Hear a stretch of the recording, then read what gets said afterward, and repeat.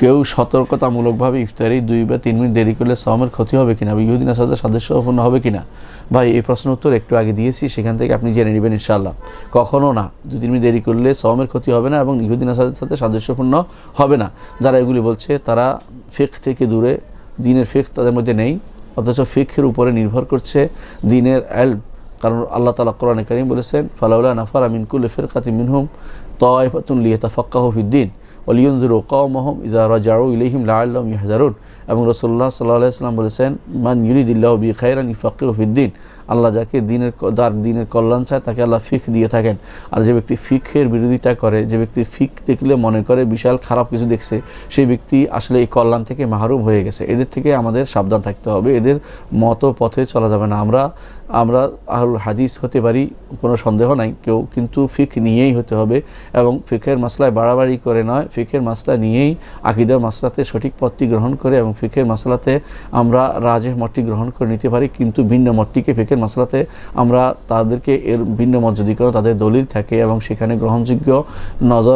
গ্রহণযোগ্য দৃষ্টিভঙ্গি শুদ্ধ থাকে, সেটাকে অবজ্ঞা করার মতো নীতি আমরা অবলম্বন করব না। এই নীতি অবলম্বন যারা করে তারা উম্মতের মধ্যে শুধু ফাটল আর বিভেদ সৃষ্টি করেছে, ভালো কোনো কিছু উপহার দিতে পারেনি। মনে রাখতে হবে যে অবশ্যই যারা পূর্বসূরি আল হাদিস ছিলেন তারা সঠিক পথের উপর ছিল।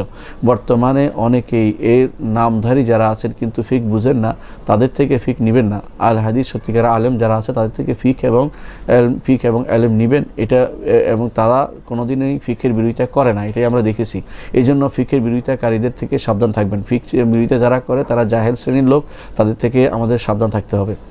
এই জন্য মনে রাখতে হবে যে 2-3 মিনিট দেরি বা এদের সাওমের ক্ষতিও হবে না, ইহুদি নাসারাদের সাদৃশ্যপূর্ণ হবে না। আবারও বলছি, অবশ্যই আপনি সাওম পালন করবেন, ইফতার করবেন সূর্য ডুবে গেলেই। যদি আপনি জানার স্বার্থে সূর্য উদিত হয়েছে কিনা সন্দেহ থাকে, অথবা আপনি সাবধানতাবশত 1-2 মিনিট দেরি করেন, এটার কারণে সাওমের কোনো ক্ষতি হবে না আর ইহুদি নাসারাদের সাদৃশ্য হবে না। এটা বাড়াবাড়ি ছাড়া কিছুই নয়। বাড়াবাড়ি করা রাসূলুল্লাহ সাল্লাল্লাহু আলাইহি ওয়াসাল্লাম নিষেধ করেছেন, আল্লাহ তাআলাও নিষেধ করেছেন, ইয়া আহলাল কিতাব লা তাগলু ফি দীনিকুম। আহলে কিতাব যে নিষেধ করেছেন, আমাদের জন্য একই নিষেধ যে আমরা যেন গলু না করি। অনুরূপভাবে রাসূলুল্লাহ সাল্লাল্লাহু আলাইহি ওয়াসাল্লাম আমাদেরকে নিষেধ করেছেন যে হালাকাল মুতানাত্তিউন, যারা তানাত্তুর করে তারা যে ধ্বংস হয়। তানাত্তুর অর্থ একেবারে পাই খুঁজে বেড়াচ্ছে যে এক বিন্দু এদিক সেদিক হইতে পারবে না, 1 ইঞ্চি এদিক সেদিক হইতে পারবে না, 1 সেকেন্ড এদিক হইতে পারবে না, এই জাতীয় এদের তানাত্তুর করা, এটা হচ্ছে হালাকাল মুতানাত্তিউন।